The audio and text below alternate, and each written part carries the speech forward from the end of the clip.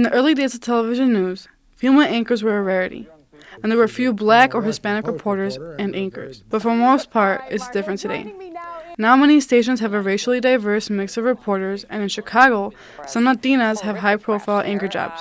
People like Zoraida Sambolin. I actually feel that being Latina has been advantageous because, if you look at a city like Chicago and all of the large metropolitan cities, you have a large influx of Spanish speakers, a large influx of Latinos in general. Sambolin is a morning anchor for NBC5 Chicago. She started her career doing a Spanish language show on public television before going to CNN and then Channel 5. She attributes much of this success to her bilingual skills. It's definitely a good skill to have. So I tell everybody that if you speak Spanish in the home, continue doing so because you really need to become proficient at the language. It's not just that you speak it a little bit, but it's really that you own the language. And the only reason I was able to do that was because I worked on that Spanish language show and it was full immersion. Like Sambolin, Lourdes Duarte from Chicago's WGN News says being Latina has given her an advantage in advancing her journalism career.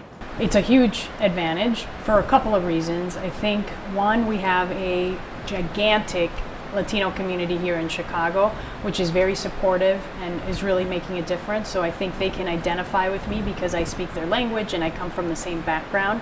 And I think number two, if you're a street reporter and you've been out on the general assignment beat and you go into a neighborhood and maybe people don't speak English or have a hard time with the language, it's always a lot easier for me to communicate with them. Duarte's worked in a number of smaller markets before coming to Chicago.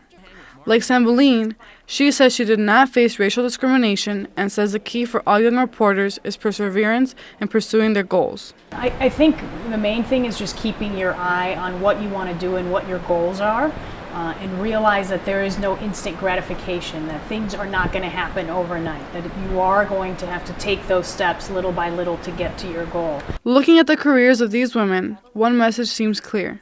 Their ethnic background is leading to opportunities instead of the barriers it once created. For the Pasos, Futuro, I'm Gabriela Guevara.